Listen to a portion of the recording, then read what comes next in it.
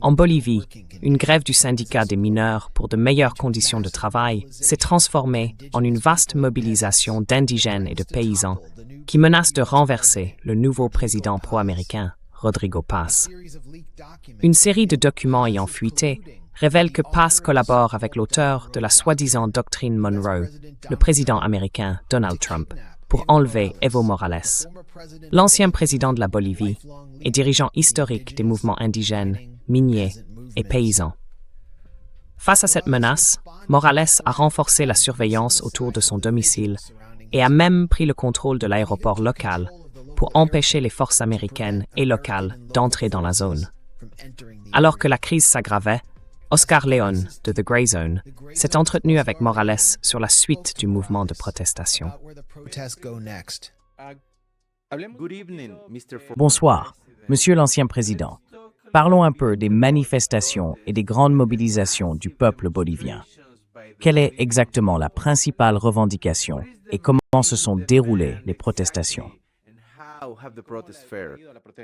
Eh bien, merci beaucoup pour cette interview. Mon frère Oscar León, c'est un vrai tigre. How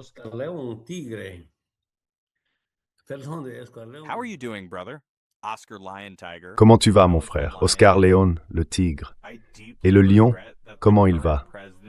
Je regrette profondément que l'actuel président soit arrivé au pouvoir par accident à cause de l'interdiction qui empêchait Evo de se présenter à la présidence. Il y a eu un second tour et les trois candidats étaient de droite, Doria, Tuto et Rodrigo Paz, qui vient de la même famille. En plus, ils avaient gouverné pendant 20 ans sous un régime néolibéral, de 1985 à 2005. Ils ont laissé derrière eux un État mendiant, dépendant de l'aide extérieure. Nous sommes arrivés au pouvoir en 2005 et 14 ans plus tard, nous avons laissé un pays avec une croissance économique moyenne annuelle de presque 5%.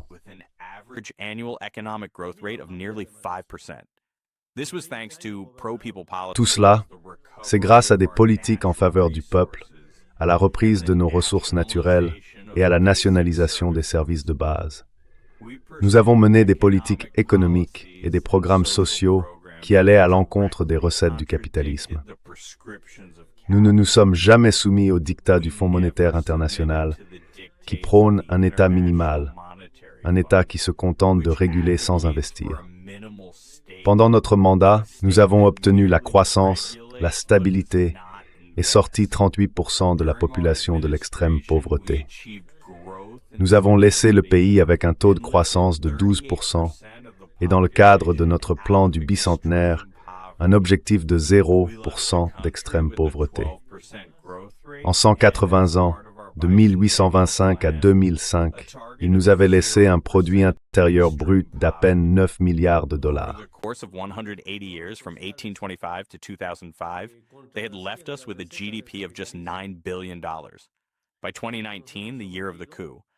En 2019, l'année du coup d'État, notre produit intérieur brut avait atteint 42 milliards de dollars.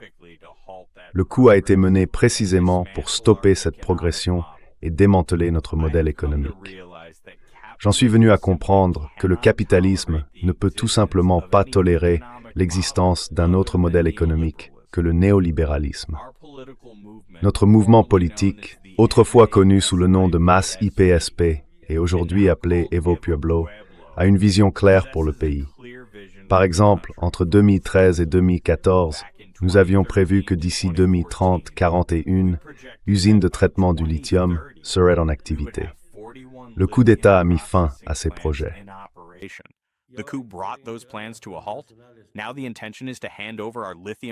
L'intention maintenant, c'est de livrer nos ressources en lithium à des entreprises transnationales. Je pourrais en dire bien plus, mais le nouveau gouvernement, soumis à l'Empire nord-américain, est en train de nous transformer à travers le modèle néolibéral en un État néocolonial. Cette courte période a montré que l'État plurinational est sacré et que la Constitution ne sera pas modifiée. Cela veut dire que nous n'autoriserons pas la privatisation des services de base, encore moins celle de nos ressources naturelles. Cela veut dire le respect de notre identité, de la dignité qui en découle et de notre souveraineté politique et économique. and for our political and economic sovereignty. Respect de notre identité, une identité avec dignité, et respect de notre souveraineté politique et économique.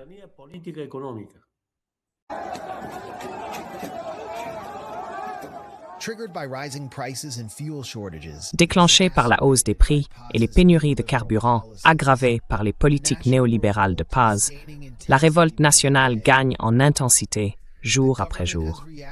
Le gouvernement a réagi en déployant les forces de sécurité contre les grévistes. Refusant tout dialogue, le président Paz semble déterminé à neutraliser les dirigeants de gauche qu'il tient pour responsables du soulèvement contre son gouvernement. Il envisage aussi de privatiser les vastes réserves minières du pays pour les confier à des oligarques transnationaux.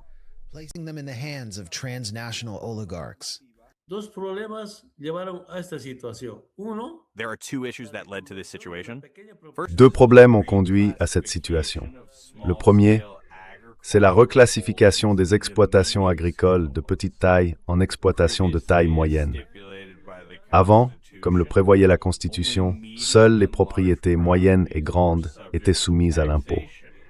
Les petites propriétés, c'est-à-dire celles de 500 hectares ou moins, étaient considérées comme un patrimoine familial et donc exemptées. Mais aujourd'hui, les lois sont en train d'être modifiées pour les rendre imposables. En même temps, l'État s'est vu attribuer de manière unilatérale à la fois une fonction économique et une fonction sociale. Le deuxième problème concerne la propriété foncière elle-même. Si les paysans ne cultivent pas activement leurs terres, l'État peut les saisir. Mais cette règle ne s'applique pas de la même façon aux propriétés moyennes et grandes. Elle ne vise que les petits exploitants. scale properties, it applies only to smallholders. Cela a provoqué une réaction au sein du mouvement autochtone, à l'ouest, dans la vallée et à l'est.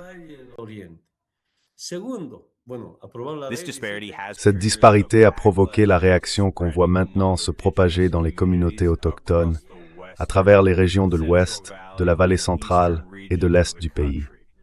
La loi 1720 a été promulguée, même si elle a été abrogée hier ou avant-hier, mais le mal était déjà fait. Ensuite, dans le département de La Paz, les votes nuls ont représenté près de 25% de tous les bulletins déposés pour le gouvernement départemental. Si on prend en compte à la fois les votes nuls et les votes blancs, comment l'administration actuelle peut-elle prétendre avoir gagné légitimement? Revilla a remporté le second tour avec seulement 13% des voix, un résultat obtenu grâce à l'intervention directe du gouvernement central. Les chiffres, tout simplement, ne tiennent pas. Le tribunal suprême électoral a déclaré qu'il n'y aurait pas de second tour, parce que le parti qui avait présenté le candidat pour cette élection s'était retiré. Une telle décision est totalement illégale et anticonstitutionnelle. En conséquence, la population s'est indignée, estimant que c'était la démocratie elle-même qui était menacée. perceiving that democracy itself was under threat. Es totalmente ilegal e inconstitucional. El pueblo panameño se enojó. No hay democracia. Et il semble que le pillage des ressources se fasse par des moyens politiques. Hier encore, le président a déclaré que toute personne qui ne respecte pas la démocratie sera emprisonnée. Que no respetar la democracia y la paz, que vaya a la cárcel. Just yesterday, the president stated that anyone who fails to respect democracy will face imprisonment. Very well, then those who failed to respect democracy in La Paz. Très bien. Alors ceux qui n'ont pas respecté la démocratie à La Paz devraient être ceux qui vont en prison. Même à quelques jours seulement des élections, des partis politiques continuaient d'être disqualifiés. Notre parti, qui s'appelait alors Morena, a été disqualifié à peine 3 heures avant la date limite pour enregistrer les candidats. Lors de ces élections où nous étions en position de gagner, même sous la bannière d'un autre parti, on nous a bloqués. Et dans les cas où nous allions battre le candidat du gouvernement pour le poste de gouverneur, c'est le gouvernement national lui-même qui nous a disqualifiés illégalement et injustement. Tout a fini par exploser. Au départ, il s'agissait de revendications salariales prêtes à être satisfaites. Il a simplement dit « je n'ai pas l'argent ». Et tout s'est transformé en crise politique parce qu'il a refusé d'écouter les préoccupations du peuple. Political crisis because he refused to address people's concerns. Now it has reached another level with crowds chanting, Rodrigo. Aujourd'hui, on a franchi un nouveau cap, avec des foules qui scandent « Rodrigo, fais une pause !» Mais au-delà de ça, la corruption est partout. On parle de raquettes organisées, de pots de vin versés par des trafiquants de drogue. Écoutez 2 points rapides. D'abord, c'est incompréhensible. Comment, sur un avion cargo bolivien appartenant à l'État et sous le contrôle de l'armée de l'air bolivienne, des sachets de marijuana liquide auraient-ils pu être transportés de Miami à Santa Cruz? Une seule personne a été arrêtée jusqu'à présent. La cargaison a été saisie à la douane, elle y est restée 1 semaine, puis elle a disparu. Les médias n'en ont pas parlé. Deuxième point, 2 valises remplies de dollars américains sont entrées dans le pays à bord d'un vol charter, encore une fois de Miami à Santa Cruz. Un ancien député du parti de Camacho, le putschiste et ex-gouverneur de Santa Cruz serait impliqué. And former governor of Santa Cruz was allegedly involved. She is currently detained, yet no one has explained why 2 Elle est actuellement détenue, mais personne n'a expliqué pourquoi 2 valises pleines d'argent liquide ont été introduites en secret dans le pays. Qu'est-ce qui se passe ici? Ce gouvernement a battu tous les records en matière de scandales liés au trafic de drogue. Il y en a tellement qu'on ne peut même plus les compter. Résultat, le peuple est à bout, pendant que le gouvernement efface ou allège les impôts sur les fortunes des grands magnats. Et pourquoi est-ce que j'appelle ça un gouvernement néocolonial? Parce qu'il a interdit notre mouvement politique, cherchant à le faire disparaître complètement. Mais au-delà de ça, regardez la question de la fiscalité des populations autochtones. Avant, les petits propriétaires payaient des impôts en fonction du nombre d'hectares qu'ils possédaient.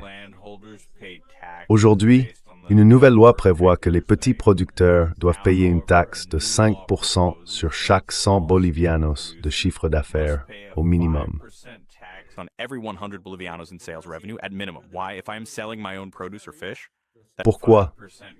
Si je vends mes propres produits ou mon poisson, ces 5% s'accumulent très vite. Si les ventes totales atteignent 10 ou 20 000 bolivianos, ça devient une somme importante. C'est ça qui a mis les gens en colère et les a poussés à se soulever.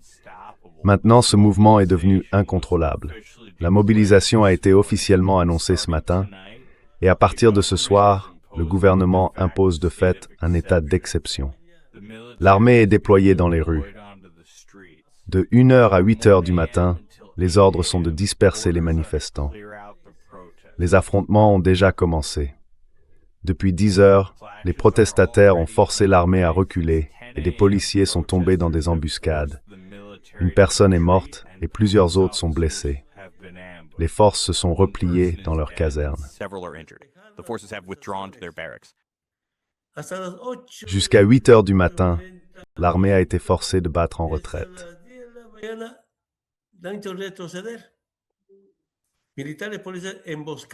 L'état d'exception, une décision de fait que l'Assemblée législative qualifie désormais d'état de siège, a échoué, même si cette Assemblée elle-même n'a pas de légitimité juridique. Voilà, en résumé, ce qui est en train de se passer en Bolivie. This is a summary of what is currently unfolding in Bolivia. Voici un résumé de ce qui se passe en Bolivie.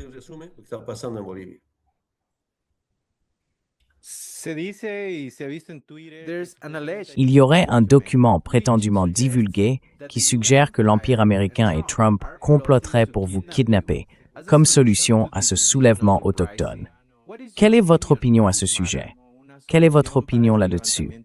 Le gouvernement de Lucho, la chargée d'affaires de l'ambassade des États-Unis.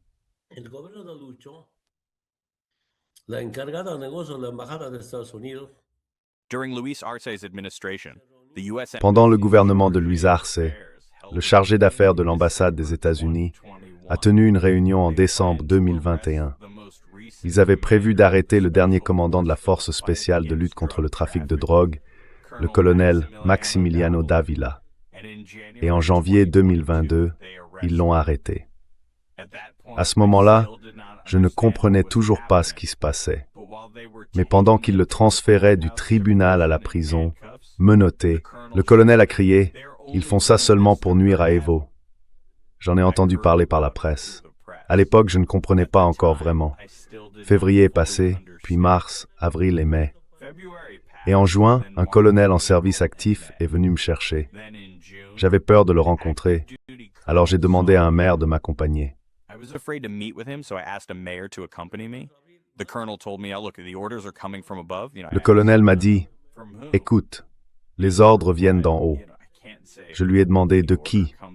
Il a répondu, « Je ne peux pas dire de qui, mais l'ordre vient d'en haut. » C'est à ce moment-là que j'ai été complètement informé de l'affaire. Quel lien possible pourrait exister entre le mouvement Evo président et mon ancien commandant de la force spéciale de lutte contre le trafic de drogue, le colonel Maximiliano Davila? Ils nous ont enquêtés pendant des mois et ils n'ont jamais trouvé le moindre appel téléphonique qui nous relie. Il n'y a absolument aucun lien. Le colonel m'a dit, « Evo, reste calme, ils veulent t'impliquer, mais il n'y a rien. » Les avocats de la défense du colonel détenu l'ont confirmé. Ils ont expliqué que les autorités de l'État voulaient qu'il témoigne contre Evo en échange de sa libération, mais qu'il n'y avait rien sur quoi témoigner.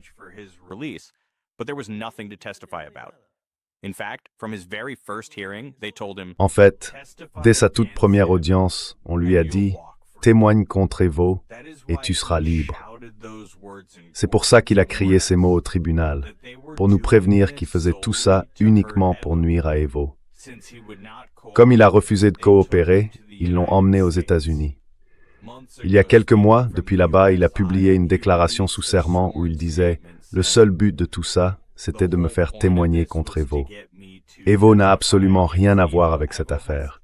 Je suis détenu injustement. » Ils continuent d'essayer, mais ils n'arrivent pas à faire tenir leur histoire. À l'époque, je parlais avec un de mes anciens ministres, et il m'a dit « Evo, depuis 40 ans, ils t'accusent d'être trafiquant de drogue, meurtrier et terroriste, et pourtant, ils n'ont jamais trouvé la moindre preuve contre toi. »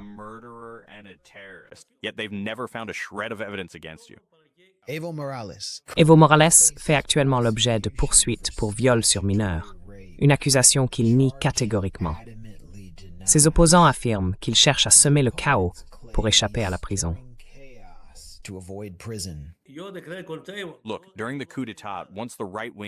Écoutez, pendant le coup d'État, une fois que la droite a pris le pouvoir, ils ont enquêté sur moi pour corruption pendant ma présidence. Et encore une fois, ils n'ont rien trouvé. Il n'y avait aucune corruption reliant Evo au trafic de drogue ou à des responsables de la police. Certains officiers honnêtes m'ont même appelé quand j'étais en exil en Argentine. Ils m'ont dit, « Écoute, Evo, le ministre Murillo, le ministre du gouvernement, nous a ordonné de fabriquer un lien entre toi et le trafic de drogue. Ils ont même arrêté certains de nos collègues et leur ont proposé 300 000 $ pour témoigner contre toi. Mais témoigner de quoi? Quelles histoires sont-ils censés inventer? Ils n'ont jamais réussi à me relier à quoi que ce soit. D'abord, c'était Evo et les trafiquants de drogue.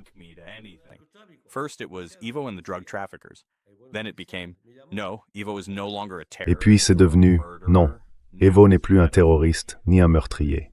Maintenant, c'est un pédophile. Sous le gouvernement de Lucho Arce, un policier est venu affirmer qu'il existait un lien entre Evo et un réseau de traite d'êtres humains. Un seul policier. C'est tout ce sur quoi reposait la plainte. Pour résumer, le 5 mai, une jeune femme que je connais a déposé une déclaration officielle auprès du juge chargé de la sentence, disant « Je n'ai jamais été victime de qui que ce soit.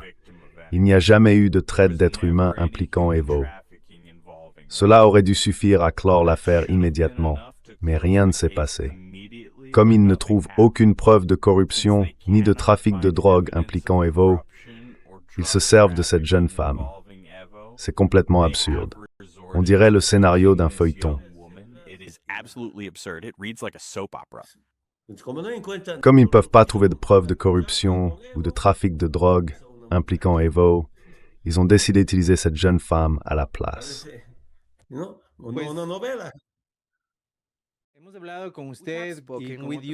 Nous avons parlé avec vous, ainsi qu'avec d'autres anciens présidents et auteurs, d'une possible nouvelle opération Condor visant à instaurer une domination politique sur tout le continent. Elle impliquerait aussi la persécution de l'opposition politique, en particulier de la gauche. C'est quelque chose qu'on a clairement vu en Équateur, avec la désindustrialisation, le pillage des ressources et, on peut le dire, une trahison du vote populaire. À cela s'ajoute le saccage des ressources naturelles. Tout cela semble faire partie d'un plan d'action délibéré. Et aujourd'hui, on le voit se reproduire avec le scandale du Honduras Gate, où des messages divulgués de l'ancien président du Honduras montrent des tentatives de retourner l'armée contre le peuple pour le réprimer.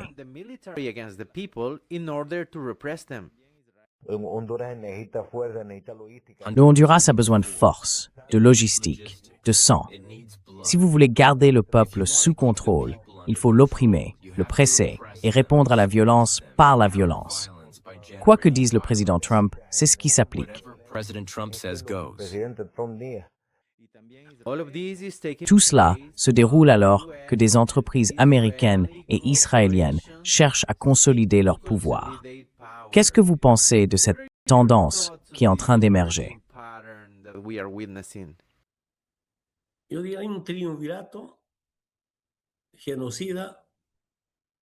I contend that there exists a genocidal triumvirate. Je soutiens qu'il existe un triumvirat génocidaire qui ne respecte ni la vie, ni l'humanité, et encore moins la paix avec justice sociale.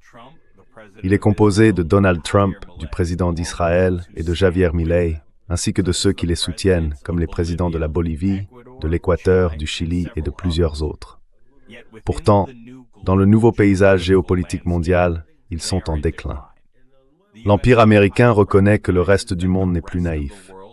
En conséquence, il se replie sur l'Amérique latine pour tenter de réimposer la doctrine Monroe et le slogan « L'Amérique aux Américains ».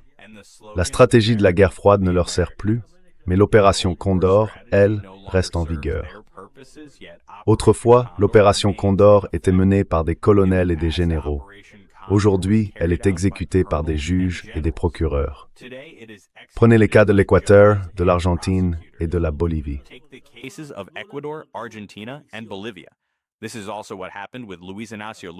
C'est exactement ce qui s'est passé avec Luiz Inácio Lula da Silva. Il suffit de regarder la logique sous-jacente. J'ai moi-même vu et lu la plainte déposée contre lui, dans laquelle le procureur, un colonel, déclarait « Je n'ai aucune preuve contre Lula, mais j'ai des convictions ». Donc je dirais que leur prétendue force repose sur Donald Trump. Pourtant, 75% des Américains demandent sa destitution. Et je crois que plus de 70% désapprouvent son action. Quant à Milei, il a envoyé 2 avions de transport Hercules chargés de matériel anti-émeute. Hier encore, ici en Bolivie, après seulement 6 mois de mandat, plus de 60% de la population aurait désapprouvé Rodrigo Paz. Moi, malgré tout, je reste optimiste. Je suis presque certain que les manifestations vont réussir. En Colombie, le programme politique du président semble sur le point d'être confirmé. En Colombie, comment s'appelle-t-il déjà? In Colombia, what's the name? La línea del presidente, ¿cómo se llama de Colombia? El presidente. Petro. México estamos bien. And in Mexico, we are also doing well. Et au Mexique, ça se passe bien aussi. Au Brésil, Luiz Inácio Lula da Silva va être confirmé. En Argentine aussi, nous sommes en bonne position. Je suis certain que nous allons la reconquérir. Si Evo Morales avait le droit de se présenter en Bolivie, nous gagnerions avec au moins 60%. Si moi j'avais le droit d'être candidat, je gagnerais aussi 60%, voire plus. Mais voilà encore un exemple qui montre qu'en réalité, la démocratie n'existe plus. Ils utilisent le prétexte de la liberté pour privatiser la santé et l'éducation. Quelle liberté au juste? C'est la liberté selon la droite, la liberté de privatiser les services essentiels.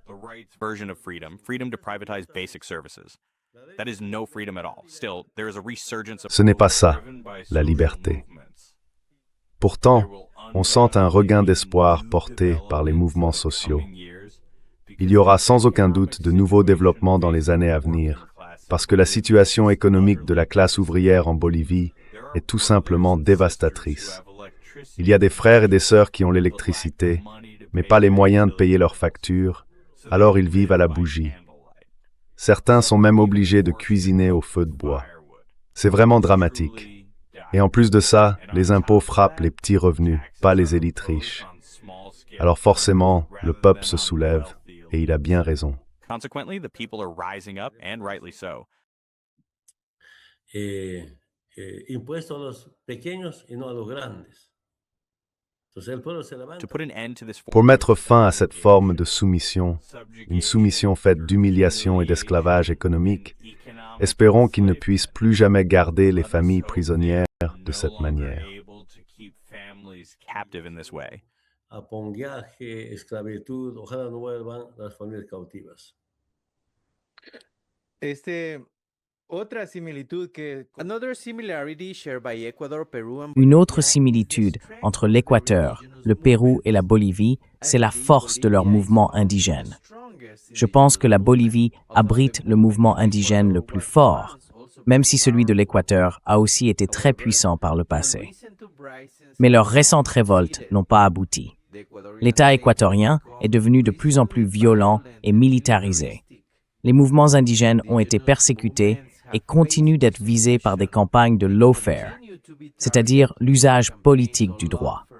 Ainsi, l'État, avec le soutien d'entreprises américaines et internationales, continue de s'en prendre activement aux mouvements indigènes en raison de leur défense des ressources naturelles. because of their defense of natural resources. One could therefore argue that these corporations On peut donc dire que ces grandes entreprises ont en quelque sorte conquis l'Équateur. Aujourd'hui, leur plus grand défi, leur prochain obstacle majeur, se joue en Bolivie. Là-bas, le mouvement indigène, d'une force exceptionnelle, comme on le voit en ce moment dans les rues, est sans doute le plus puissant d'Amérique latine. Il incarne l'un des derniers espoirs de résistance face à ce modèle de pillage imposé sur tout le continent. Les gens qui manifestent cherchent à affirmer une part de souveraineté et à reprendre un rôle que les gouvernements de droite ont abandonné, celui de défendre le peuple. On sait bien que ces gouvernements, au lieu d'investir dans l'intérêt public, préfèrent s'en prendre violemment aux plus pauvres. they resort to brutalizing the poor. En Ecuador, la CONAIE del Ecuador, FENOCIN eran nuestros aliados. Fundamentally, in Ecuador, CONAIE and FENIC Fondamentalement, en Équateur, la CONAIE et la FENOCIN étaient nos alliés pendant l'époque néolibérale. Dans les années 80 et 90, nous avons mené de grandes luttes et organisé des rencontres aux côtés de la CCP et de la CNA du Pérou, de la CUT du Guatemala et de nombreux enseignants autochtones.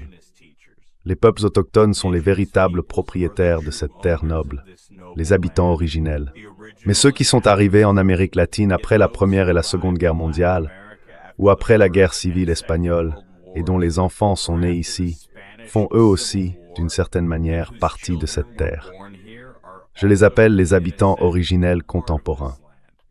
C'est au sein du mouvement autochtone que nous avons conçu l'État plurinational. Et qu'est-ce que la plurinationalité? C'est l'unité dans la diversité. La diversité, c'est notre fierté. Elle est née d'un mouvement inscrivant la dignité. It emerged from a movement rooted in dignity.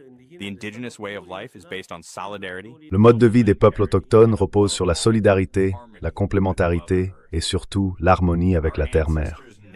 Nos ancêtres ne connaissaient ni juges, ni procureurs, ni soldats, ni policiers, et pourtant, ils avaient leurs propres règles et leur propre système.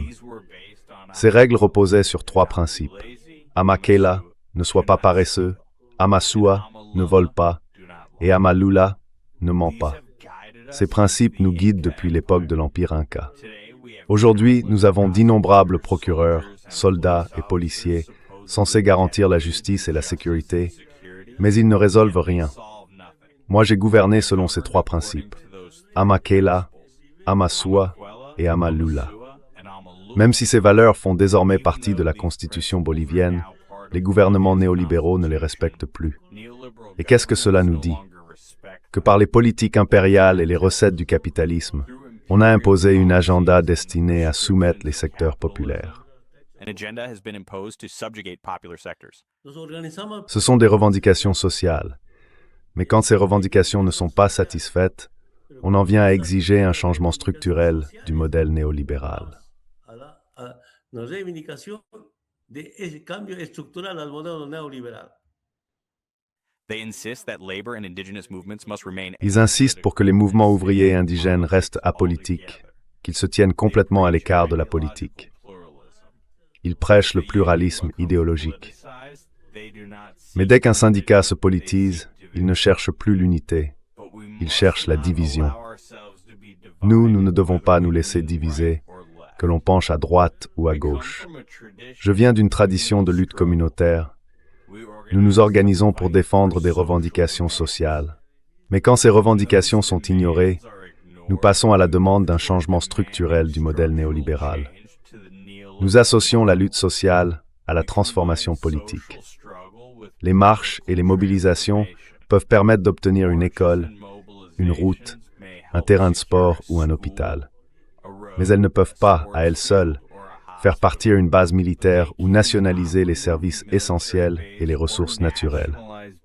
C'est pour cela que le pouvoir politique est indispensable. Notre mouvement est passé de la lutte communautaire et syndicale à une lutte politique et électorale, fondée sur des principes, des valeurs et la mémoire historique. Grounded in principles, values, and historical memory. Los servicios básicos. Luz eran los extranjeros, telecomunicación los extranjeros, de los hidrocarburos, del gas, de cada... When we came to power, we closed the military base and national. Quand nous sommes arrivés au pouvoir, nous avons fermé la base militaire et nationalisé les services essentiels. L'électricité, les télécommunications, les hydrocarbures et le gaz naturel étaient tous contrôlés par des étrangers. Sur l'ensemble des revenus générés, 82% allaient aux entreprises transnationales et seulement 18% au peuple bolivien. Pour chaque million de BTU de gaz, les compagnies ne payaient $1. J'ai négocié avec le Brésil, qui a accepté de faire passer le prix à $8 par million de BTU, et avec l'Argentine qui l'a augmenté à $10. C'est ainsi que nous avons redressé l'économie. Grâce à cela, la Bolivie est aujourd'hui en tête de la région sur les indicateurs liés au bien-être des peuples autochtones. C'est pour cette raison que le mouvement indigène a déclaré « ça suffit ». Si nous continuons à subir des mauvais traitements, y compris les espoirs qui sont ne toléreront plus le modèle ni être néocolonien. The neoliberal model or accept a neocolonial state. That is the essence of our struggle, and it would be wonderful to build. C'est ça, le cœur de notre combat. Et ce serait formidable de pouvoir à nouveau construire des alliances, comme nous l'avons fait par le passé. Je suis confiné depuis plus d'1 an maintenant, même si je garde encore quelques contacts. J'espère simplement que tout se passera bien pour nous au Pérou, lors du second tour des élections. J'ai été agréablement surpris de voir le mouvement de Pedro Castillo accéder au second tour. Mais voilà que, juste à l'approche du scrutin, la justice rouvre soudain des affaires concernant notre frère Sanchez. Il y a clairement quelque chose qui ne va pas, et qui aurait pu imaginer que quelques jours avant l'élection, on lui interdirait de se présenter. C'est l'humiliation ultime. C'est une justice prise en otage. Voilà pourquoi je dis qu'aujourd'hui, ceux qui mènent l'opération Condor, ce sont les juges et les procureurs. Carrying out Operation Condor are judges and prosecutors. C'est la justice prise en otage. Voilà pourquoi je dis qu'aujourd'hui, ceux qui mènent l'opération Condor, ce sont les juges et les procureurs. One more question with your permission. Encore une question, si vous le permettez, Monsieur l'ancien président. Vous êtes l'un des dirigeants populaires les plus emblématiques et les plus historiques encore en vie. Et en ce moment, vous vous trouvez dans une situation difficile, où, si j'ai bien compris, une veillée est organisée autour de votre domicile pour protéger votre sécurité face à une possible invasion, une opération militaire étrangère visant à vous enlever. J'aimerais savoir d'abord comment vous vous sentez, et ensuite, quel message vous adresseriez à la jeunesse aussi bien latino-américaine que nord-américaine, s'il devait vous arriver quelque chose. Should anything happen to you? Le 27 octobre 2024, El día 27 de octubre de 2024, On October 27th, 2024, le 27 octobre 2024, alors que je me rendais de chez moi, le long de la route de Tunari, vers le siège des 6 fédérations à Radio Kausashunkoka, on a tenté de m'arrêter. 3 hélicoptères étaient impliqués avec des militaires et des policiers. Heureusement, nous avons survécu, même si nous avons essuyé des rafales de tirs. Les balles pleuvaient par salves. Nous avons à peine réussi à nous en sortir vivants. Mon chauffeur a été blessé et 2 de nos véhicules ont été criblés de balles, les pneus complètement détruits. Un peu plus loin sur la route, nous avons dû nous arrêter pour les remplacer. Ils essayaient de nous couper la route. Je crois que ma mère, que Dieu ait son âme, m'a sauvé la vie.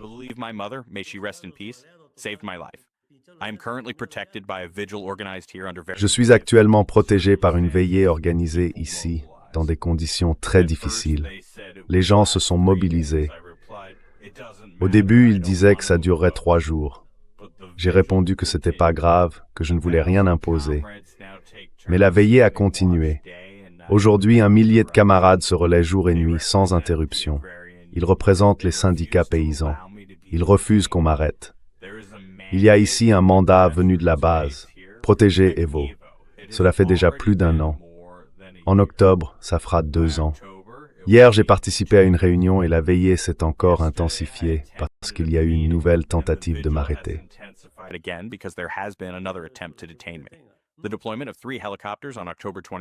Le déploiement de 3 hélicoptères, le 27 octobre 2024, était une opération conçue soit pour arrêter Evo, soit pour le tuer. Nous avons déposé une plainte officielle auprès du parquet, sous le gouvernement de Louis Ars, qui se présente comme un gouvernement de lutte. Et pourtant, à ce jour, personne n'a été inquiété pour ces tirs. Je ne parviens tout simplement pas à le comprendre. C'est arrivé 2 fois, et toujours rien. J'ai mené mes propres vérifications, et on m'a dit que l'un des hélicoptères était piloté par un ressortissant colombien. J'ai beaucoup de camarades dans l'armée de l'air bolivienne, d'anciens aides de camp et pilotes à mon service. Alors pourquoi un Colombien piloterait-il un hélicoptère appartenant à l'État bolivien, à l'armée de l'air bolivienne?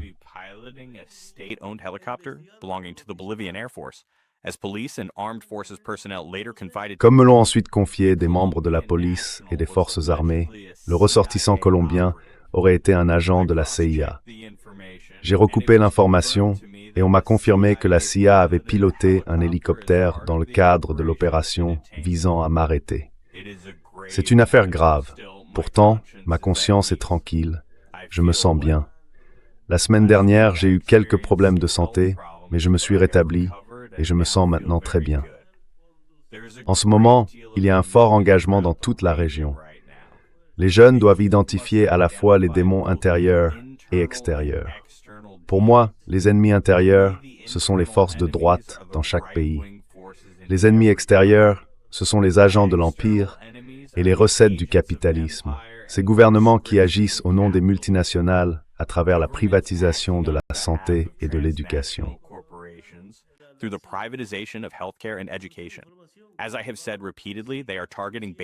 Comme je l'ai déjà dit à plusieurs reprises, ils s'en prennent aux services essentiels et surtout aux ressources naturelles. Ils mettent en place une nouvelle doctrine Monroe dans ce contexte géopolitique, alors que les États-Unis se replient en Amérique latine pour réaffirmer leur domination. Permettez-moi de préciser, même si je me répète un peu. À mon sens, les États-Unis n'ont pas de puissance militaire sans l'OTAN. Ils ne sont plus l'hégémon incontesté à l'échelle mondiale. Ils ont subi un revers en Iran, avec le blocage politique de notre frère Nicolás Maduro, qui équivaut à une impasse. Ils ont pris le contrôle du pétrole vénézuélien. Le pays vend désormais son pétrole aux États-Unis sous la contrainte. C'est une entreprise américaine privée qui l'achète.